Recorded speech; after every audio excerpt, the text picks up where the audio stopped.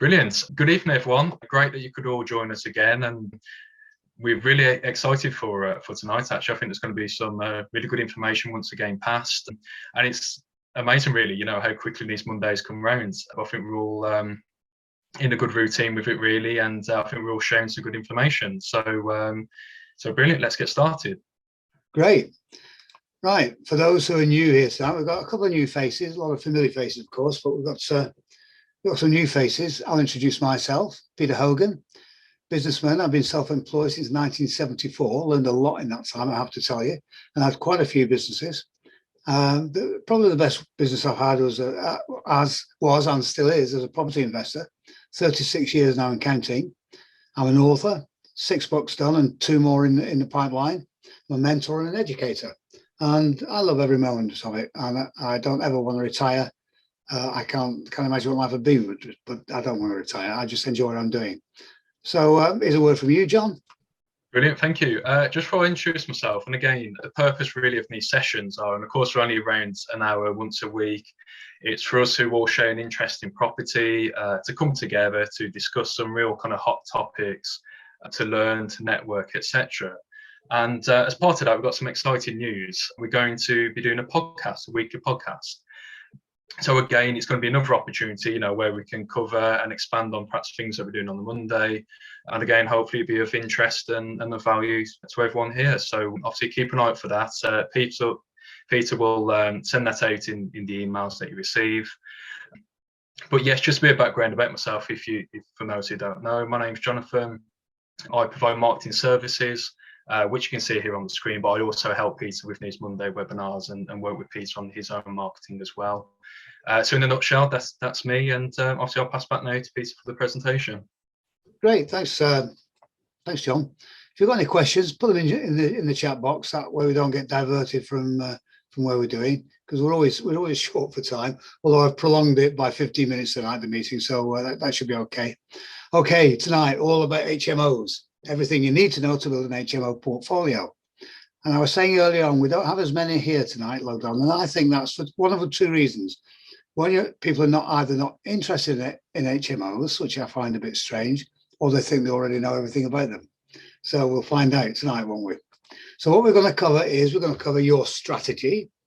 We're going to cover the licensing in Article 4, what to look for, where to find them, and your strategy.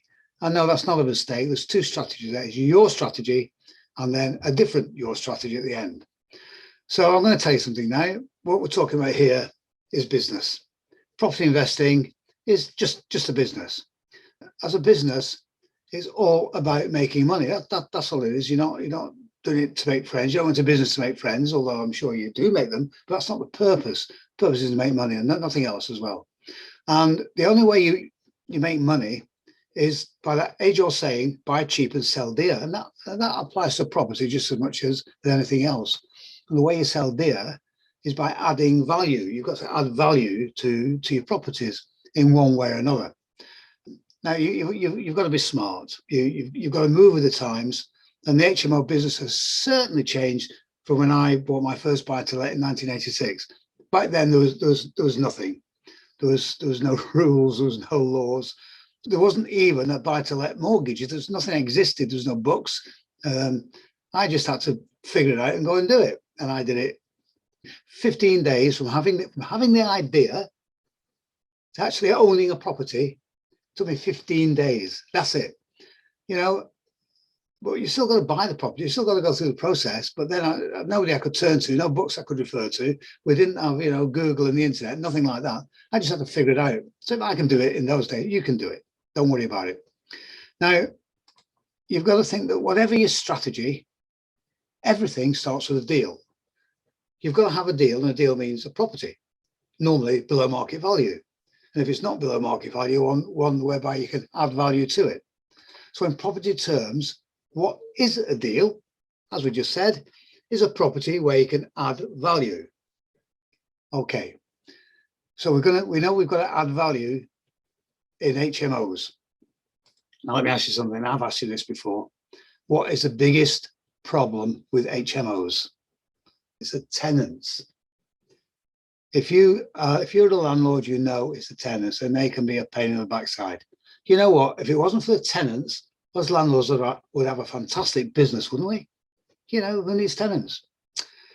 So I'm going to ask you something. Would you like to know how you can profit from HMOs without buying property and without having tenants? There you go. That's an answer to your prayers, isn't it? No tenants and make a fortune. I'm going to show you how you can do that. Stick around to the end and I'll show you. I'll show you at the end. All right. Now we're going to talk now about your strategy here. And your strategy is the type of students you're going to get. The type of tenants you're going to get. You can either have students, student-lets, young professionals, families, drug addicts, or alcoholic wasters. I make no apologies for being like that because I've had plenty of them. There are plenty of them out there, trust me, and probably you've had some as well. So they turn up and you don't want them, or maybe you do, I don't know. But normally you don't want the drug addicts and the wasters because they just cost you money and they trash your place. But they do turn up, you do get them, and they're a fact of life, unfortunately. Now, why you need to think about your strategy is because your strategy dictates where you're going to look geographically. Where are you going to look to get a property depends on your strategy. If it's going to be student lets, then you obviously need to look in university towns, right? Makes sense. Young professionals, you need to look where young professionals, you know, either in London or Manchester or the big cities, close into the centres, or somewhere where they can get to the business centres quickly, and so on. This is families, obviously, they need to be not in the city centres, but you know, on the edges, but where there's access to shops and to parks and this kind of thing. So you need to think about what kind of tenants you're going to go for, as to where you look for your property, or to where you look for your property, and that's very important. Think about that before you just go out, unless, of course, you're just sourcing a deal to sell on. You sell a deal, and it doesn't really matter. You just need to know what the tenant for that particular property is going to be for when you market it. All right. Licensing rules. Now, like I said, when I started, there weren't any. None. The only rule there was that you were allowed 5 rooms. That's it. Five rooms in your house. That was it. That was the only rule, and that was easily done. But today, of course, it's not just rules, but there are 2 kinds of HMO. There's a small HMO, which is known as a C4, and there's a large HMO, which is known as a sui generis. And there's different rules for the 2 of them. Now, a small HMO is 3 to 5 tenants. A large HMO is 6 or more tenants. Now, a small HMO only needs a license if it's in an Article 4 area. And we'll cover it in a minute, what Article 4 is if you don't yet know. A large HMO needs planning permission. Yeah, you've got to get planning permission for a large HMO. So let's look then at what is Article 4. Now, you know at the moment that every property has something called PDR, permitted development rights. That allows you to do certain developments on your property without going through planning to do it.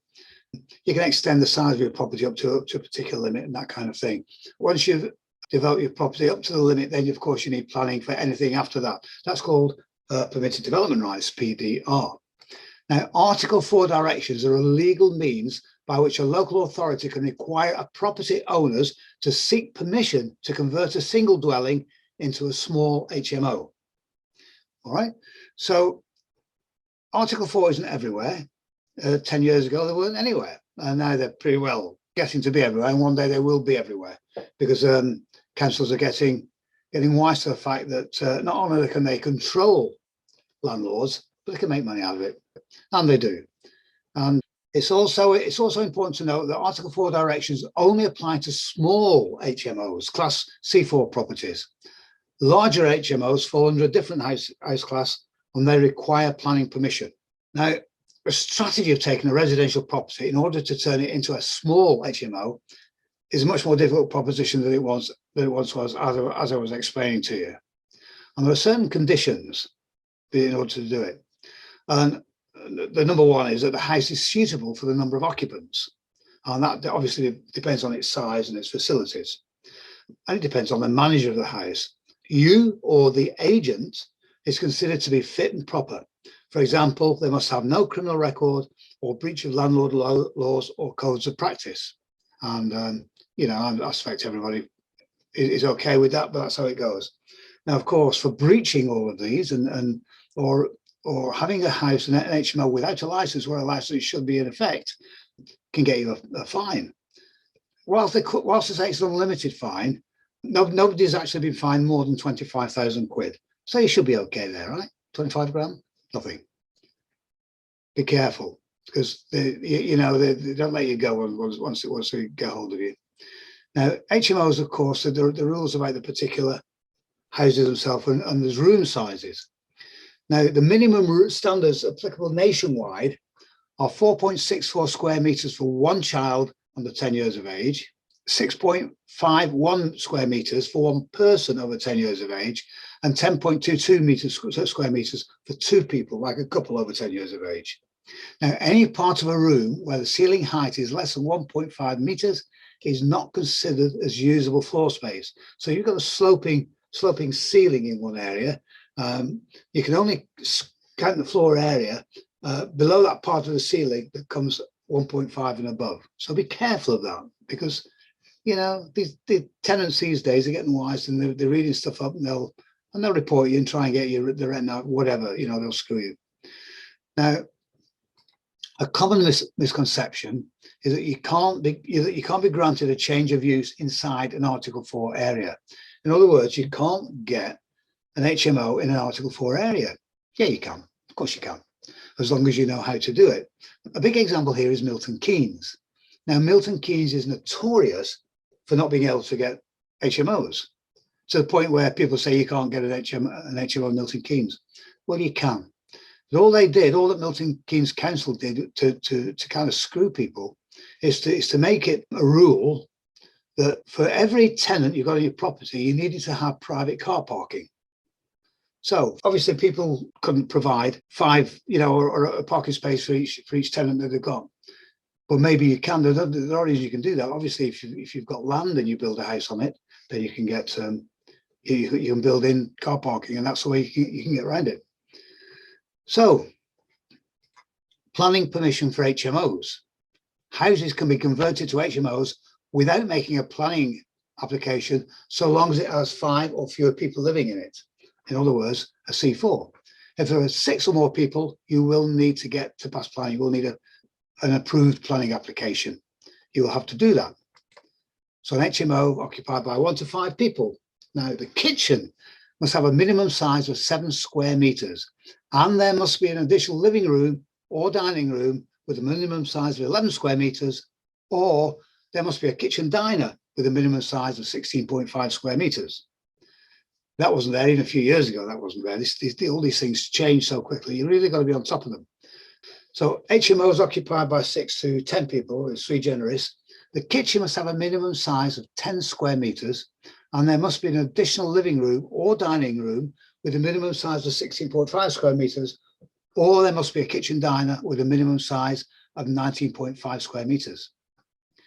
Kitchens must also be a minimum of 1.8 meters wide to allow occupants to move around safely. So if 2 or 3 people in there cooking at the same time, you don't want them bashing into each other and pouring tomato soup down each other's back or anything like that. So bed sits. Now, a bed sit is in an HMO is a room with cooking facilities. Now, if the bed sit is occupied by 1 person, there's a minimum room size of 13 square meters. If it's occupied by 2 people, there's a minimum room size of 20.5 square meters. Now, if your HMO is all bed sits, there's no separate communal lounge, kitchen, or dining room required. So you can get away with it that way. That's one way.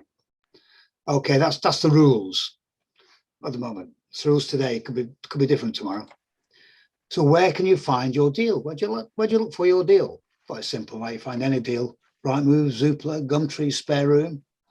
There's lots of deals on there. Obviously, in preparation to this webinar tonight, I've spent time looking on all of these. There's plenty of deals there. So what kind of property should we be looking for? Well, let's give you some examples. And here's one that I found.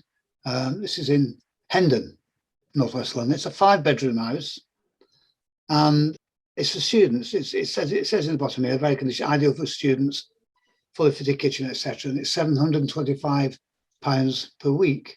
5 students. What do you think initially? Is that good? Is that a deal?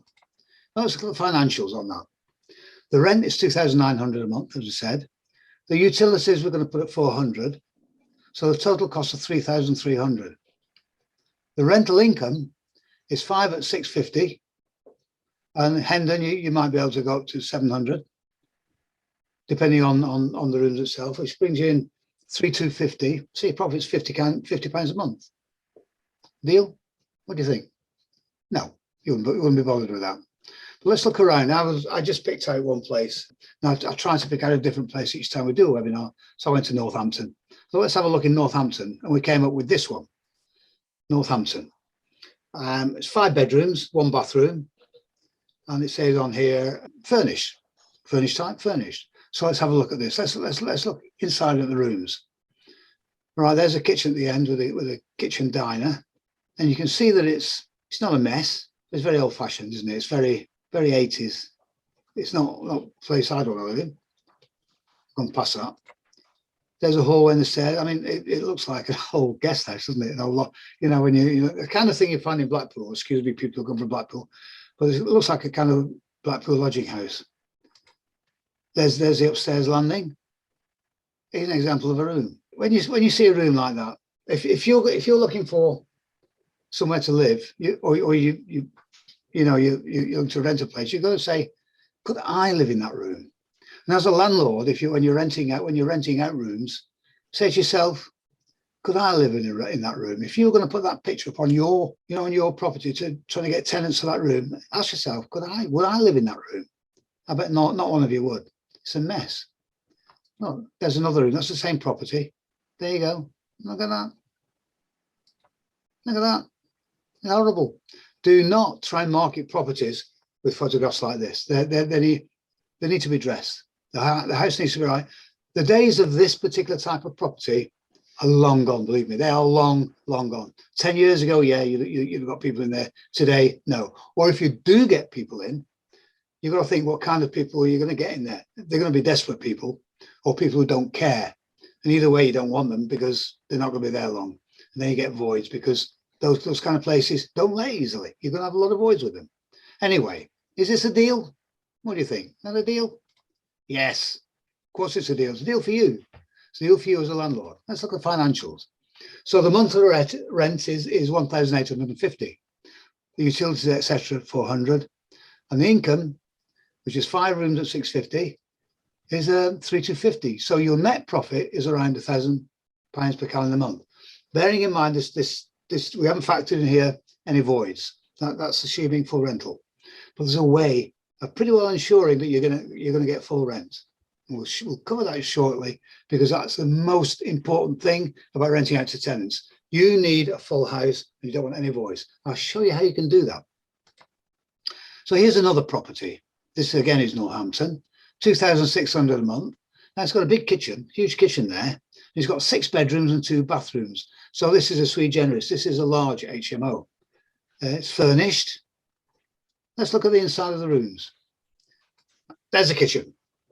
Big. Look at the fridge freezer in the corner. There's 2 large fridge freezers, designed obviously for tenants. One thing you'll notice missing there is no dining table in the kitchen. There's a hallway, a bit bare and bland. No, not very welcoming, is it? There's your room. There's your room. One thing you do take away from this, by the way, and I got this today, is it's empty. So the place hasn't been let. I don't know when it first came on. Let's just go back and see when it came on. 24th of February. So it's been on a month and it hasn't gone yet, the house. So this is a deal for somebody. It's out there. It's in Northamptonshire. Just somebody should, straight after that, or even now, be clicking on this. Where were we at? There. Look, pretty bare and empty. Awful. Just doesn't sell the place, does it? Look at that. Look at that. Not a place you'd want to live in, but you don't care about that at the moment because you need to add value, and you can add value to this property. So we're going to look at it from your point of view. Is this a deal? Yes, this is a deal. Let's look at the financials. The rent is 2,600. Overheads 500. This is monthly. The income is 4,200. So your gross profit per month is 1,600. Your net profit is 1,100 a month. 1,000, 1,100 a month. Yeah, it's a deal. Of course, it's a deal. If you have 10 of those, it's 10 grand a month. You know how much you're getting in your job. Incidentally, and this is very important. Whilst I think about it, I wasn't going to say this, but I'll think it down. We just talked about 10 properties there. That's 10 grand a month profit, just £1,000 a month per HMO coming in. And you're thinking, yeah, that's all right. I'm kind of financially free with that. But how much do I get after I've paid tax on that? What about the tax? How much am I left with then? Well, if you know how to do it right, I can show you a way where you don't pay tax on all that legally. I can't do anything illegally, nor would I if I could. Actually, it's wrong to say you don't pay any tax. You do. You do pay tax. The maximum, well, the only tax you pay annually is £225. It doesn't matter what your income is. If your income is zero, you pay £225. If your income is £1 billion a year, you still pay £225. That's not bad, is it? So don't worry about how big your portfolio is and how much money you've got coming in. Because I can show you how you can legally not pay any tax. Isn't that a good thing to know? That's been kept, though, for my mentees because that is so good. Now, here's something I saw. This is on Spare Room today, looking through Spare Room today, this afternoon, looking through this. And this is to show you a good way to market a property because you want to get decent tenants. And this was it. This was the first ad. It goes down, you know, I haven't put it all on there, but this is the first page of pictures. So straight away, you can see a difference between those other two you've just seen. These are designed to get tenants in and quality tenants, not the ones we mentioned earlier. Now look at that, the communal room. Isn't that nice? You would enjoy sitting in that in the evening with a pint, wouldn't you? With a drink, watching the TV. You know, seeing the other tenants come down, you have a chat. That sells a place. Something like that sells a place because not everybody wants to go to the pub every night at all. There's a kitchen. Look at that. It's a huge kitchen. Now they're advertising a room in this property. I think it was just 700 quid per room for that. Fantastic. And that's the way to do it. But look, let's talk about actually getting the deals. Getting deals. How do you get these deals? Well, let's look at getting deals from Gumtree. And the two questions you need to ask yourself is, what do vendors want and what do vendors hate? We'll come back to that in a minute. Let's look at Spare Room and ask yourself the same questions. What do vendors on Spare Room want? What do vendors on Spare Room hate? It's a good question. You might have heard that one before. What about estate agents? Ask yourself the same questions. You want to get a deal from an estate agent? Ask yourself the questions. What do estate agents want? What do estate agents hate? In fact, what does everyone want and what does everyone hate? And the answer is they want a perfect tenant with no voids and they hate nightmare tenants. And that's not a lot to ask for, is it? It's very difficult to get. If you can find those, if you can provide those, then you're going to get deals. So getting deals from Gumtree. The best way to get a deal from a vendor is to show them how you can save them money, time and stress. Now, if you're a landlord, you know what it's like, especially if you're managing your own properties. It can be a pain in the backside. If you can show them how you can save them money, save them time and save them stress, you've got a deal. Because what you're doing here is you're finding out what they want and providing them. You're giving them that. And that's how they get a deal. Getting deals from estate agents. What's the best way to get a deal from an estate agent? So show them how you can get rid of sticky properties off their books quickly and increase their sales and profits. Sticky properties are the ones they can't sell, and there's plenty around. There's plenty around, believe me, you just look.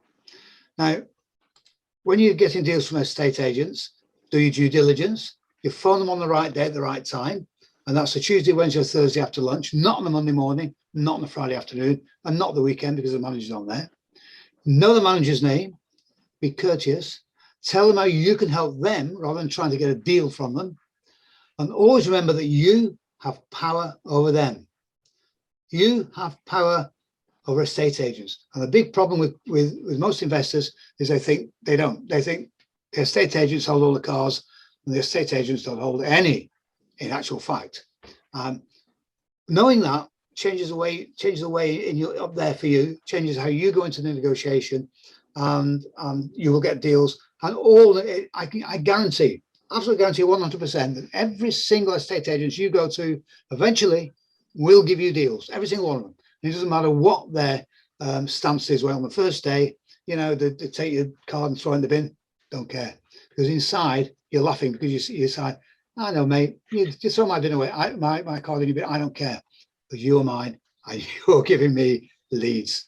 You just don't know it yet. Now, we last week we covered negotiation, very, very important. If you want to click on that, just make a note of that.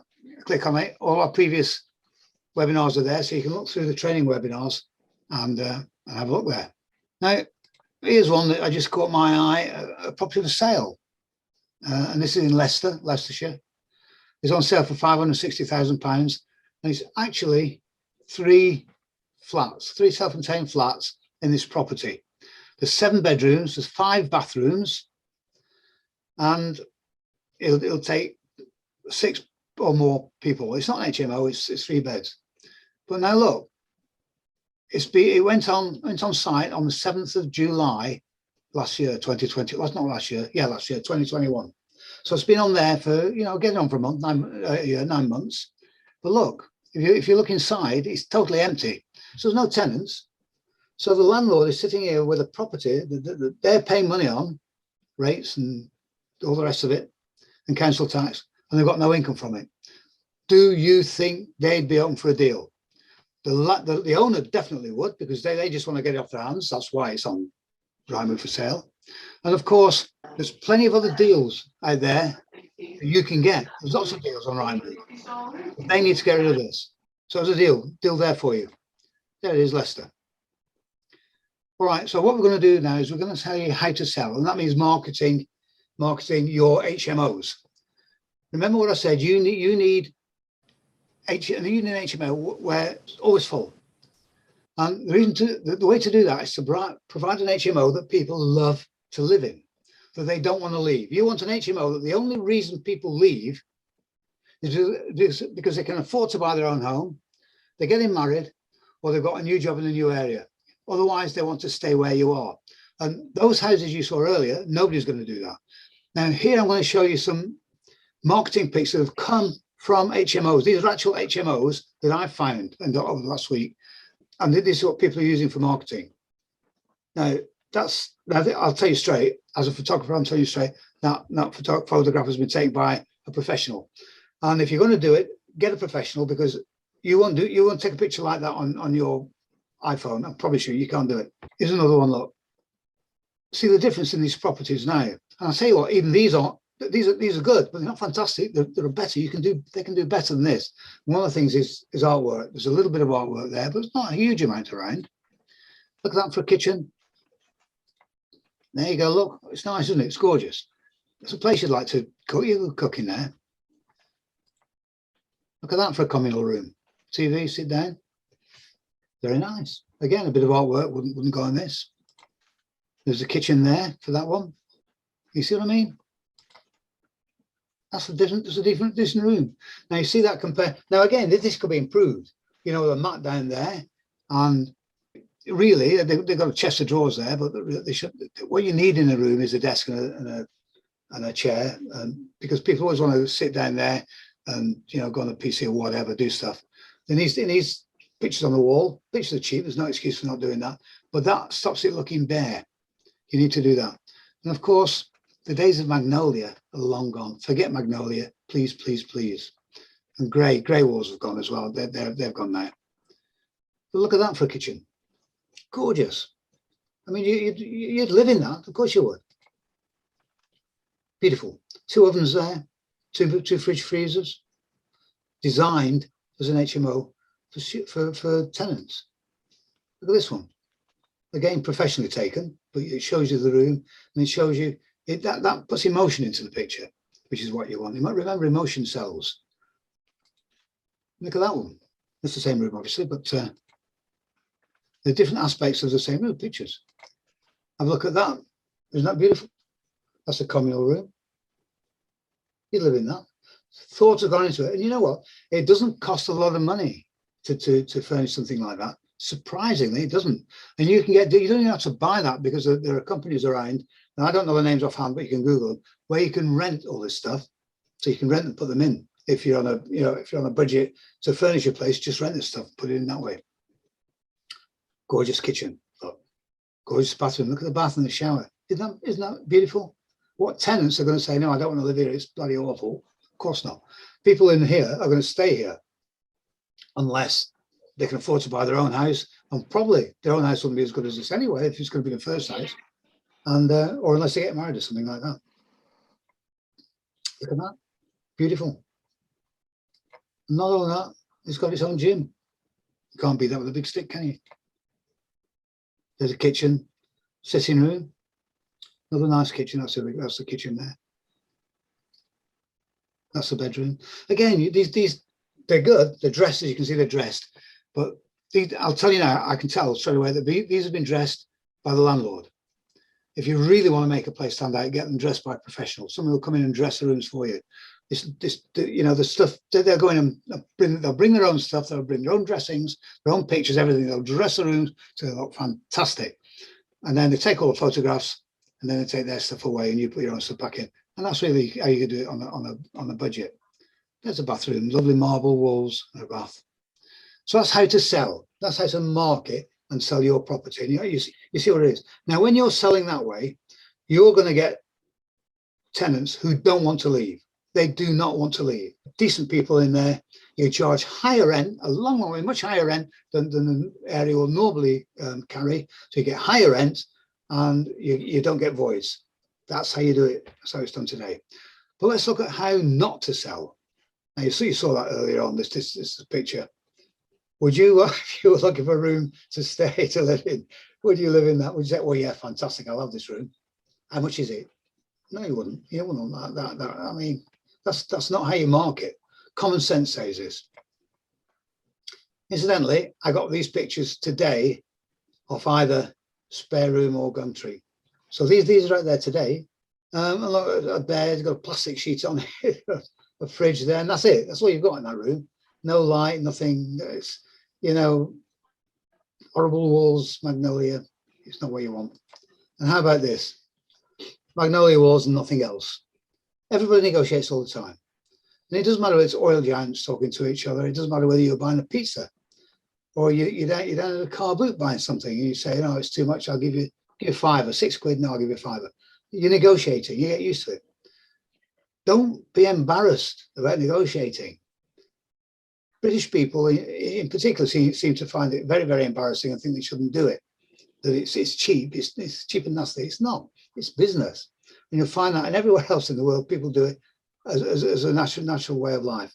And the initial price people charge reflects the fact that they know they're going to get beat down by maybe 50% in the end. Don't just see a price and say, all right, I've got to have that. You must learn how to negotiate. And when you master negotiation, the sky is the limit. You can do anything. Once you master negotiation, then you can get virtually whatever you want. It doesn't matter what it is, you can get it. Just don't be embarrassed about it. Again, if you want to know about how to negotiate, just look back in our training webinars. You can see it there. Now, we've got all the paperwork and contracts you need for any deal, no matter what it is. And they're all completely free to our students and business partners. Of course, we charge people for them, obviously, because we're in business, we need to do it. Now, look, we are looking for people to work with us in a 50-50 business partnership. We're looking for business partners, John and I. So we'd like to form a separate business to work with you, John and I, and you, 50% to you, 50% to John and I. Do you think that you could be successful and make money if you were partners in business with John and myself? Of course you could. There's something wrong if you don't. And in fact, if you're so wacky that you don't make money, we don't want you in the first place anyway, because it's important to us that the business is successful. We want to make money as well. Of course we do. We're business people. We're business people. We want to make money, so we're going to do everything we can to make money and be successful. Now, one way you can become successful in business is personal mentoring. Now, again, another thing about British people, they seem to have it in there that getting having a mentor means it's kind of a sign of weakness. It's nonsense. It's absolutely not. The top people in business and sports worldwide use mentors for one very good reason: and guarantee success. And here I showed you this last week. Here are some famous entrepreneurs and their mentors, people who've been mentored. Mark Zuckerberg has Steve Jobs as his mentor. Bill Gates had Warren Buffett as his mentor. Richard Branson had Sir Freddie Laker. Oprah Winfrey had Maya Angelou. Yves Saint Laurent had Christian Dior. Lady Gaga had Elton John. And Richard had me. And Richard joined me with no money, borrowed the money for his mentoring fee, paid the bloke back in 2 weeks, and in 18 months did deals worth over £200,000 in fees, because he wasn't interested in building a portfolio. He just wanted to do the deals and sell the deals. And he did deals worth £200,000 in 18 months. Anybody can do it. He started with nothing, not a penny. I had to borrow the money and off a friend. He paid him back in 2 weeks. You can do it. If he can do it, you can do it. Now, I showed this last week, and this is important. Grant Cardone, and you know who Grant Cardone is? If you saw on the cover of Billionaire, you know that he was one of the people on there, in America. You may not know, may or may not know, that for 10 years, he was a drug addict and homeless, living on the street. He pulled himself up by the bootlaces. He got a job as a salesman. He learned a bit of sales from that, and now he's a billionaire. If he can do it from where he started, you can do it from where you were starting, with a job and a comfortable home every day. Right? So you've got lots of things going for you that Grant Cardone didn't have. But he says that he learned that most people waste too much time between the initial idea and its execution. It's critical to stop adding unnecessary time in the middle, he says. You need to go as fast as possible from idea to execution. And there's a reason for that. And I talked last week about Nobby. Nobby's a little chimp that sits on your shoulder and whispers in your ear and says, no, that's no good. That won't work. You can't do it. Other people can do it, but not you. Yeah, it's all right for them. They've got this and they've got that. But look, you're no good at that. You know, that's constant in your ear. And the more time you give this little chimp Nobby to whisper in your ear, the more time you're going to think, you know what, he's right.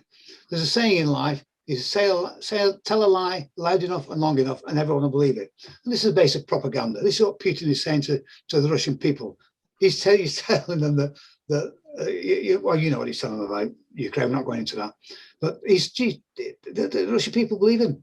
The people who haven't learned anything, they believe him. So don't listen to Nobby. Don't listen to him. He will bring you down. And remember this, the only thing to do with procrastination is put it off until tomorrow, right? Listen, the sooner you start, the better, because success breeds success. It's not you sitting at home and doing nothing. What are you waiting for? Well, yeah, somebody come around and say, well, here's a deal for you. Right? How do you know somebody hasn't knocked on your door while you've been listening to this? They haven't. I promise you they haven't, and they never will. Look, you've got to do something about it. You can't sit around forever and think something's going to change. You know Einstein's theory of insanity, don't you? Or doing the same thing day after day and thinking that outcome's going to be different. You know, if you go to work tomorrow, you do the same thing tomorrow you did on Friday. Tomorrow's going to be exactly the same as it was on Friday, and Tuesday and Wednesday and Thursday next week. And in a week, you'll come back and you'll sit down here in the next webinar, and your life won't have changed because you won't have done anything. You won't have taken steps to change your life. Your life won't change until you do. Remember that.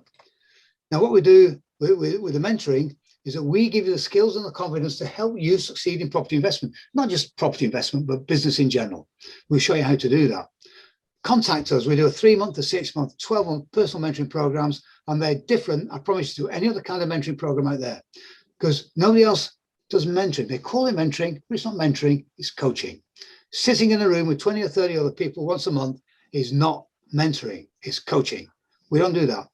Our mentoring is personal mentoring. It's you and it's me and nobody else. And it's you and me, and we talk together. You've got unlimited access to me. I don't care. You call me 8 o'clock on a Sunday evening. You've got a question he's answering, you call me, I'll answer it for you. It's important. If it's important to you, it's important to me. We don't mess around. Right. What if? Very important question. What if? What if I do it and I fail? Well, if you've got that kind of mindset, yeah, but what? Well, if it might not, it's all right. Yeah, don't just sit at home and do, why bother getting up for work? You might as well just lie and die. Don't. But if you say, yeah, but what if I did it, and with their help, I became wealthy and successful? How would that change me? That's what you need to be thinking. What if I did it? But it's not even a what if, because going into business with us, we guarantee you'll be successful. We'll make you successful. Look, remember this, it's in our interest that you are as successful as possible. We don't want to go into business with people who are failures or potential failures. Why on earth would you do that? We haven't got this far in business. I've been in business on my own 50 years. I haven't done it by going into partnership with people who are losers. I'm not going to start now. So you need to get off your backside and make an effort. Well, our personal entry fees, you'll be surprised at how reasonable they are. And they work out far cheaper than trying to do it yourself. And it's quicker. You'll earn more in a month with us than you will in 12 months trying to do it on your own. I promise you. What we teach, or part of what we teach on personal mentoring programs, it includes unlimited one-to-one mentoring with me. That's unlimited. There's no time. There's no say it's an hour a month. You can have 2 phone calls. None of that nonsense. You can have 10 phone calls a day. I don't care. If you need help, I'm here to help you. That's what's important. That's what's important. And I'm very fussy about it. I'm very keen on this. We'll give you support in sourcing deals, identifying property investment opportunities, because that's the market you're in. We need to help you with that. We'll teach you how to do that. We'll show you how to do that. You need guidance in buying, selling, and growing your property portfolio. Of course you do. That's the whole point of doing it. That's the whole point of being there. We'll give you resources, including all the legal contracts, all the documentation, and introduction to estate agents and surveyors and anybody else that you need. We'll show you that. Training and support in implementing strategies, including lease options, and developing a successful mindset. Now, what's in there?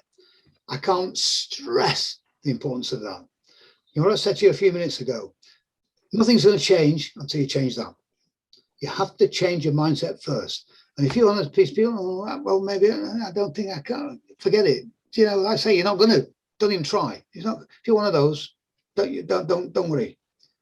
You're not going to be successful in anything. You're lucky if you can feed yourself. Yeah, I'm tough, but you know what? I get fed up with people who can't make their mind up. Now I'm going to tell you something else. You come with us, and you come mentoring with us, with John and I. You can even get 100% of your mentoring fees back, because it works like this. If you join our mentoring program, and you pull your finger out, and you're even reasonably successful, then John and I will invite you to enter business with us. And if you come into business with us, we give you your mentoring fees back. How does that sound? You can see that we're not trying to make money out of you with the mentoring. We're trying to sort the wheat from the chaff, because it's important that before we go into business with somebody, it's important that we can ascertain that if you've got a little bit up there. You're not afraid to get on the phone and speak to somebody. You're not afraid to get on Google and research stuff. If you can do that, that's all we want. It's not difficult, but also we need to know that on a personal level that we can get on with you. We know you're not going to sit in front of us picking your nose and all that kind of stuff. We just want everyone to know that you can do it, and B, we want to know that we can get on with you personally. If you can satisfy us on those two things, then we'll offer you the chance to go into business with us. When you come into business with us, you get your mentoring fee back. You're not going to get a deal like that anywhere else, I guarantee you. Nowhere. And if you're serious about getting into business, you've got to do something about it. Don't just sit around there week after week watching us and doing nothing. Every week I show you this, and I show you every week for a reason. How would you feel if you woke up tomorrow morning and you knew without any shadow of a doubt that you would be 100% successful at everything you attempted? Wouldn't that change your life? It would. I'm telling you it would, because that's how I feel. And I got that in there through my childhood, events in my childhood. You're not going to now. You'll know if you can measure with us, but I'll tell you. But I grew up with that because I had no doubt. When I grew up, we had no money. I never had anything. And if I needed anything, I had to make it or earn the money to buy it. And if I didn't get it. It's as simple as that. And I could not afford the luxury of failure growing up. I had to make it work. I had to make it work.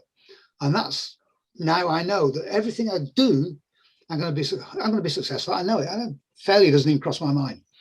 That's because success breeds success. Once you've been successful at one thing, next time you try the same thing, you think, well, I know it works. I did it last time. This time it's going to be easy because I know more about it, right? Success breeds success. And I promise you, 100%, I promise you faithfully, But if you come mentoring with us, there will reach a point in your mentoring process when you look at that and you say, you know what, he was right. I do feel like that now. I know that I can be successful at anything. I know it. I guarantee you will get to that point. Now do you see the potential in working with us? Because you don't get that anywhere else. Now remember at the beginning when I said, want to know how you can profit from HMOs without buying property, without having tenants. Hey, what? It's a gift from heaven, right? You don't have to buy the property. You don't have to have any tenants and you can still make money. Of course you can. Do this. Nobody else is doing this. I promise you nobody else is doing this. I want to tell you something. Did you know that when a property has an HMO license, it increases substantially in value? Even before you do the conversion, the mere fact that it's got an HMO license lifts and raises its value, right? Substantially, quite a lot, by thousands and thousands. So why not buy a suitable property, get the license, and sell it on to profit the difference? It might be 5 grand, it might be 10 grand, it might be 20 grand, it might be 30 grand, it might be 50 grand. Depends what the property is, how many rooms, where it is, all that kind of stuff. You haven't got any tenants, you don't have to worry about the tenants. All you've done is identified a suitable property in a suitable area, applied for and got the license, added the value to the property, and now you can sell the property. But you know what? It gets better than that. It gets better than that. Why don't you get the property for free, then get it licensed and sell it on and make even more money in a quicker, shorter time?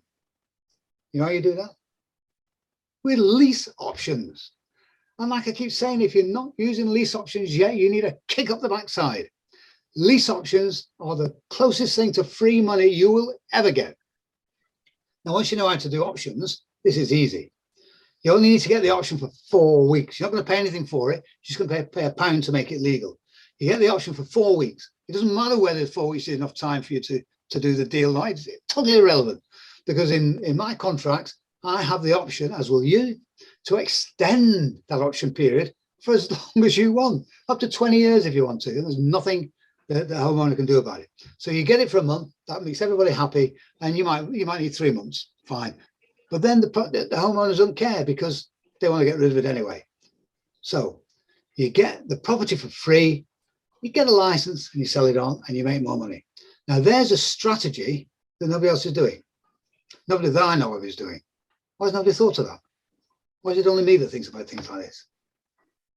You don't have to worry about tenants. If you do 1 property a month, you're financially free, right? Of course you are. Remember what I keep telling you, and I'd say this constantly, you don't have to own property to make money from it. Just control it. Donald Trump, own nothing, control everything. He became a billionaire by investing in property in Manhattan, and he didn't buy anything. He's never bought anything in his life. Does it all by options? I think he got Trump Tower options. You can do it. You can do it. That's how I find out about options. Saw Donald Trump doing them, and I thought, if they work over there, it's got to work here. Nobody in the UK was doing them that I knew of. Certainly didn't know anybody. And I brought them over here 12 years ago. There you are. If you're not going to find a better person to teach you options than me. I've done 96 lease option deals now, and I've assisted, helped with hundreds more with my students.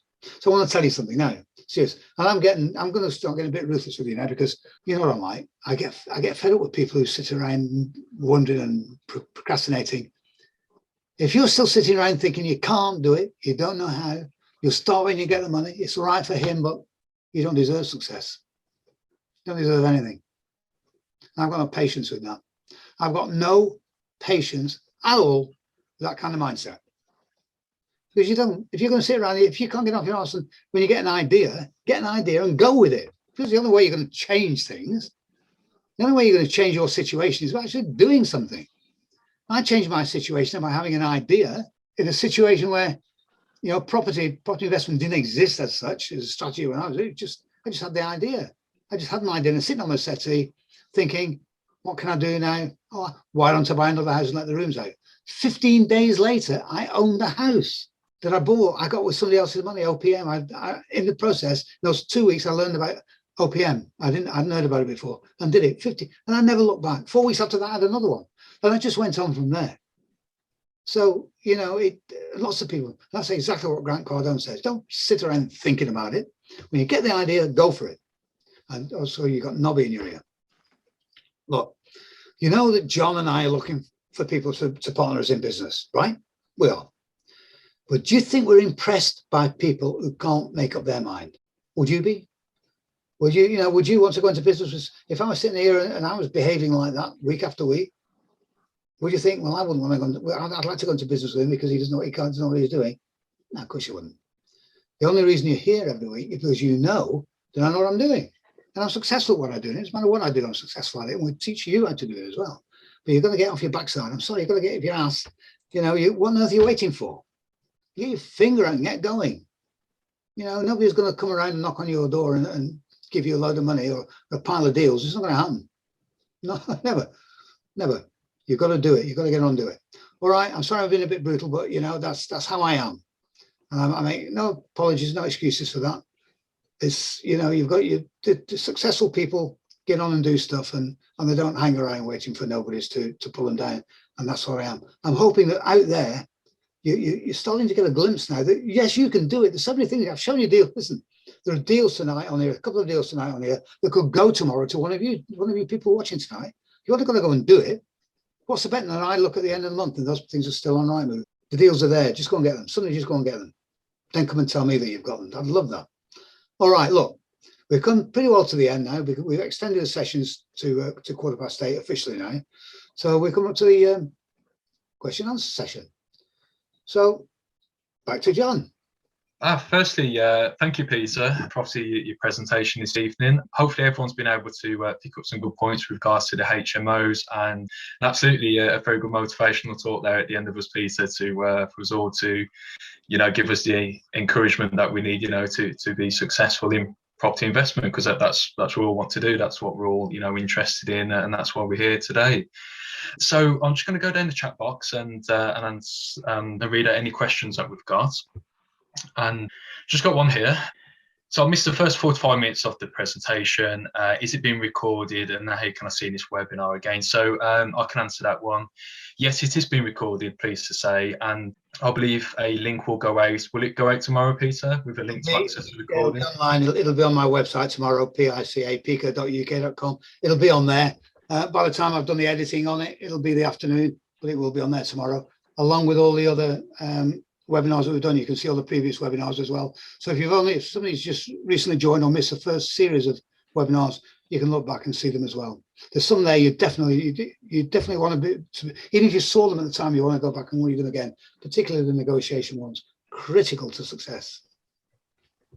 Excellent, thank you. And yeah, absolutely. Each week we aim to cover a different topic. So please, like I say, look through the recording, see which one you know you're most interested in, and obviously please have a look there. Just got a question from Paul. Are there any kind of limitations on the lease options license sell deal in terms of value increase? Any pitfalls to watch out for, Peter, or in doing it in that particular way? Are there any pitfalls there that spring to mind? No, it's incredibly straightforward, believe it or not. You're going to source a property where you know there's going to be a big demand for rooms. Now, you're going to think initially about your initial strategy. Are you going for students? Are you going for young professionals? Are you going for families? Whichever it is.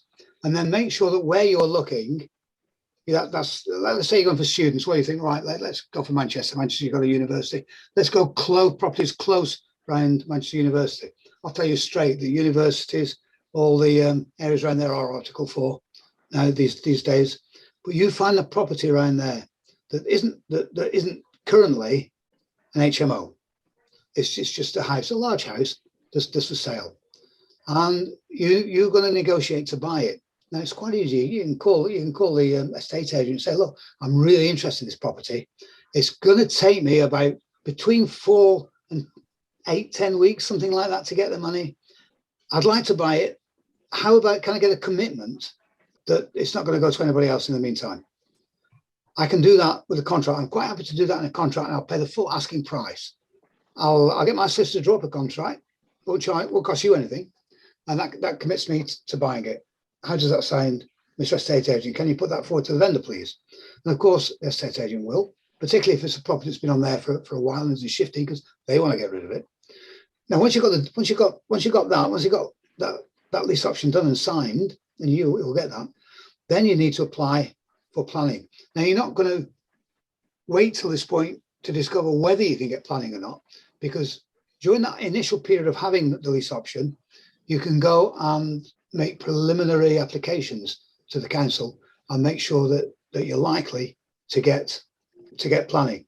Things to be aware of. I mean, if you know the area you go around, they're likely to say no if there's already an HMO next door. They don't like HMOs next door to each other or too many in a street, that kind of thing. So be careful what you're looking for. But this is going to come with experience. And don't worry if you lose the first deal. Not a problem. It's all learning. It's all get there. Once you're learning this stuff, once you've got the planning permission and you got the certificate, now you just put it up for sale. You don't have to buy it, because in your lease option, the lease option gives you the right to sell it on without having to buy it. So you can buy it on paper at any time at the initial price, but sell it on at the increased price, and you can keep that extra money inside as yours. You pocket the difference. That's just to do. It's very easy to do it. There's no pitfalls in it. If you've done any options already, you'll stroll through this. If you haven't, come and join us. Join our mentoring. I promise you that the money you'll get from selling your first deal, which you'll get in a few weeks, is more money than you will pay us for our mentoring. So A, you'll get your mentoring money back very, very quickly, and B, we're going to give you your mentoring money back anyway if you're going to business with us. It's as simple as that. But this is a fantastic strategy. Go and do it. These right there. I've been checking today, all through Rightmove and Zoopla. There's deals out there. They're sitting there waiting for you to go and get them. Okay, John. Okay, is that okay, Paul? Is anything else? Brilliant. It's a really good question, though. Obviously, thanks very much for asking that. And then I see you say, can I get involved in a lease auction knowing I have no money to buy? Of course, you don't have to buy. What did I say? You don't have to own property to make money from it. Just control it. And the lease option is a way of controlling the property. You're not going to buy property. It's the whole point of business. So I'll keep drumming into you week after week. Lease options, you don't need to buy anything. You're not going to buy. You control the money, you can control it. And with a lease option, if you want to buy down the line, you'll buy it when it's perhaps doubled in value, and you buy it for the original price, which is 50% of the value of that day. So you'll make money doing it. But no, you don't need money to buy to get involved in a lease option deal. The whole point of using a lease option deal is that you don't have the money to buy. Okay? That's great. And again, another good question, Mary. Thanks very much for asking that. And yes, if anyone else has any other questions, obviously just please put them in the chat box now. I know we've still got a few minutes to go. Yes, just with regards to HMOs and Peter. So I assume during your time, you've seen them work very effectively for people, I imagine. Yeah. And Paul Griffith says this, I guess this would work even better with a sui generis. Yes, it would. The bigger, the better. Work fine. And of course, it works beautifully with commercial residential when you're talking about maybe an office block that you can convert into flats in there, because you know that it's the same thing. But the way you're adding value here is by increasing the rent, because rental properties are valued on their rental increase, not like ordinary residential properties that's valued on the bricks and mortar. So when a rental property, a commercial property is empty, it got absolutely no value. Its value is rock bottom. It's down there. It's not worth anything. But as soon as you get people in there and the rent coming in, and you show that what the rent is, then of course that's when the value goes through the roof, and you can raise the money. It's an easy way to do it, and of course you do use these options to do that. Brilliant. And Peter, I've just seen there's another good message in the chat box. Are you able to see that one on your screen? Yeah, I see that one. I just come in. Peter, can we do the same thing on lease options on commercial properties too, where we get the building on a lease option, get planning on it, and sell the building with planning to a buyer so we can make some cash around? Dragon's Den, right? There's a Scottish guy on there who I used to know because he lived in Jersey. And I've got to tell you, many, many years ago, I've got to tell you, he was a bum. And he won't mind me telling you that because I admitted it. He was he got bounced out of the Navy. He was in Jersey doing nothing. He was pretending to be a surfer on someone's beach. Spent most of the days in the bar there drinking beer, and not doing much. Duncan Bannatyne, yeah, Duncan Bannatyne. This is in his book. I'm not maligning the guy. He said it himself. He got out. Got his life together. He got out. He left Jersey with his girlfriend. Went to live in Sunderland. I think it was Sunderland up in the northeast. Bought an ice cream van. Started selling ice cream. Found himself suddenly cash rich. And bought a house, a council house, I think it was, for £5,000. Started renting that out. Started realising what property was like. Bought another ice cream van. I think he had quite a few ice cream vans at the end. So had all this cash coming in, which he put into property. Now, eventually, he decided to get into care homes. And this is at the time when Margaret Thatcher changed the rules on care homes, which made it a good thing to get into. And he got in there, and he didn't have the money to do it all, but he did deals with builders that he could pay them and the bonus at the end if they do the work for him initially. And when it came to, and obviously because it was empty, when he finished the place, it had a value on it, but it was empty. There was no rental income on it, so it was worth nothing. And he obviously got a valuation, got a legal valuation on that. And then he got all his friends and relatives and they're up to come and sit in there when he had the valuers to come around to value it. And then because it seemed to be full, and it seemed to have full rental income coming in, it was now valued much, much higher. You can now go to the banks, get a mortgage at the top figure, pay off everybody else. And he loves to talk about the day he was actually taking his family to the Lake District on holiday. And the morning they were going, a letter came through the post, and in the envelope was a cheque for £20 million for the deal he made on his first care home. So yes, it can be done, and people are doing it. There's lots of ways of doing it, and everybody can do it. I see that Shadi has said, Peter, is the real gem on the lease option commercial property the planning gain, which in turn is an uplift in the market valuation, so the handsome property can be made? Yes, that's one thing. Yeah, you can get a planning for anything. It does, turn it into flats, turn it into an HMO. It doesn't matter what you do, but once you've got planning, it's like bare land. When Tesco or Aldi or somebody else wants to set up a new store, they don't buy the land. They get the land on a lease option, subject to planning. And then they apply for planning. Once they get the planning, they've now the property is now worth, the land is now worth a lot more than it was when they first got it with the option. Because remember, part of the option says you have the option to buy it at the value then. Now they've got the planning permission, suddenly the value goes up to the roof, and it's worth a lot more money. This is what happens. This is how lease options are used in the property market, in business in general. Brilliant, thank you. Yes, I always find it really interesting, actually. Good story there, obviously, about Duncan, and great to see that a number of us do watch Dragon's Den. But yeah, it is really interesting, to look at, how these successful businessmen have, kind of made their money, what their journey's been, and again, because we can all learn from that as well. So obviously, thanks for sharing that, Peter. Yeah. And a top joke from Paul as well in the group chat. So obviously, please have a look at that on there. I saw that. Yeah, go on, read it out. Okay, if you'd like me to. So I went to an ice cream shop and asked for an ice cream. He said hundreds and thousands. I said, let's start with one, eh? Hopefully I did that justice, Paul. But I like that one. Okay. Peter, yes, we do have another question as well.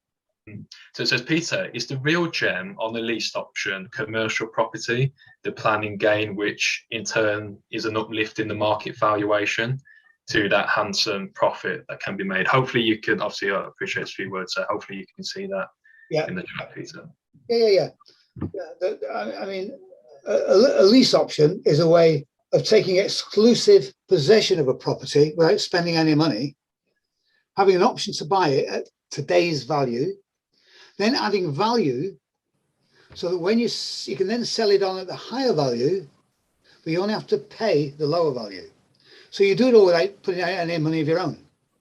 All you're doing is the time and work in getting a planning application agreed. And if you don't get the planning, it's not cost you anything. Okay, great. Yes, hopefully that's answered the question there. And again, another good question. Yeah, brilliant. Yeah. So obviously, just looking at time now, obviously conscious, where everyone's, I'm sure, really busy this evening as well. But I'd just like to thank everyone again for attending the webinar tonight. Hopefully, it's of value and interest to you all. And again, if you ever have any burning kind of topics that you want us to discuss and Peter to go over, please send that across, and we'll certainly be pleased to do that. And And just to remind you all once again that quite exciting news that Peter is starting his podcast, Peter and I. They'll be coming out this week, and hopefully we'll drip feed those out across the week. So again, hopefully that's another kind of way that you guys, can learn, and to help you build a profitable property portfolio. Yeah, our next webinar is take place 7 o'clock next Monday, is it, Peter? Yeah, 7 o'clock next Monday. Don't know what it's about yet. I never know. You see, I don't worry and stress about stuff. It'll be done. It'll be a good one as well when it's done. But we've got another message here from Shard. It says, Peter, partnering with you and John, would we go for a lease option residential home or commercial property first on the lease option? Initially, when you come with us, we're going to start with residential, more residential C4, a small HMO, just to get you used to it, get you into it, because what we want to see you do one. We're not going to throw you in and saying, right, we want you to go out and get a £5 million commercial residential. No, not first off. You will be doing those when you come work with us, but we're going to start off small. We're going to help you build your confidence. We're going to get you making £5,000. In fact, initially you're just going to sell your deal. So you do a deal, we'll just sell the deal on. And obviously that money is yours. We don't want any of it. It's your money. And then we'll move on from there. So we'll gradually build up the deals for you so that by the time we get to commercial residential, you're well involved in it, you know what it's all about, and you're confident in doing it. Great. Thanks very much, Peter. Hang on, we're getting messages. We're not going to, I've got messages. Go on, where are they? We love it when you keep us in suspense on your weekly webinars. Yeah, there we go. All right, well, I think that's it. I've enjoyed it. I always enjoy it. I just want you guys out there to get your finger out and get involved. That is the biggest turn on for me of all. I've got to tell you, I've had people join my mentoring program and paid thousands of pounds, and they've done nothing. They haven't answered texts, they haven't answered emails, they haven't turned up, they've done nothing. And it cracks me up. I don't like it. I don't want that. I'm not in this doing the mentoring for the money. I want to see people becoming successful. I like to see people going from a job life and lift themselves up into a successful realm. And you can do it, but you won't do it until you change that. And we know, I know certainly, and John knows, because he's got his own business, he knows what he's doing. We know what's involved in going from that to that. And it all starts with that. And that's what we like to see. So there you go. That's great then, guys. Well, have a very enjoyable rest of the week. If you do have any questions, obviously just please drop Peter or I a line. Connect with us on LinkedIn as well, and connect with each other as well. Hopefully this is an opportunity for you guys, obviously, to meet, to network as well, and to grow your contact list. So obviously please do that, and we look forward to seeing you next week. And have a good evening. Yeah, look forward. If you know any friends that might want to come along and see us, or tell them as well. The more the merrier for us. It's been great to see you here, and we look forward to seeing you next week. And please, there's some deals there sitting for you. I've shown you the deals. Somebody go out and do them this week, please. Go and do one. Thank you.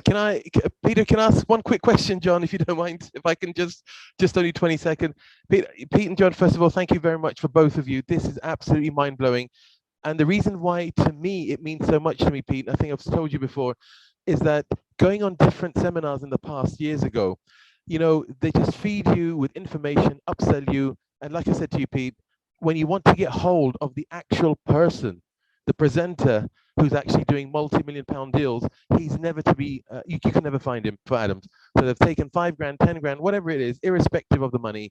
And when you need help, John, you probably understand, you just can't find them. With Peter and you guys, it's just amazing. Peter's mobile, I've never seen this. I really haven't. I've never seen a company, Peter, whereby you've got the guy's personal mobile phone. If there's a question, you can, you give them a call, whatever. It doesn't happen in the industry. They just sell you the course, upsell you, so many different presenters, and that's it, John, Peter. That's really wanted to say. So thank you very, very much for the time and effort you actually put in. Thanks, Shardy. Thanks for that. And yeah, this thing about, and I've been on enough courses as well. As in, don't think that I don't go on courses. I remember one year I spent over £100,000 going on courses. Something I don't do, I do, because you're never too smart that you can't learn, right? You're never too smart. But it doesn't matter how much, you know, I've spent 15 grand on a course, and come Monday morning, you think you can get hold of the guy. It pees me off. I consider it almost fraudulent. That, I mean, why are they hiding? Why don't they want to talk to you? Exactly. Your money, but why wouldn't they talk to you? I don't like that. I hate it. And that's why I'm always available for anybody, anytime. There we go. Okay, everyone. We'll wrap that up now. Thanks Guys. I might put it on until 8:30 next week, because we're enjoying it, and it's great to see you attendees enjoying it as well, and asking questions. That's fantastic. I love that. So thanks very much. You can see the playback of this tomorrow. You can also, the other ones are already there. You can see that. They're on the emails I sent out today. I'll send you another email out tomorrow with the links on there. Have a look through them. Do something. For God's sake, do something. Get a move on. I don't care what it is. You don't have to join the mentoring. Just go and do it on your own, but do something. There's deals on there. Go and do them. Thanks very much. We'll see you next week. Bye-bye. Cheers. Cheers, guys. Good evening.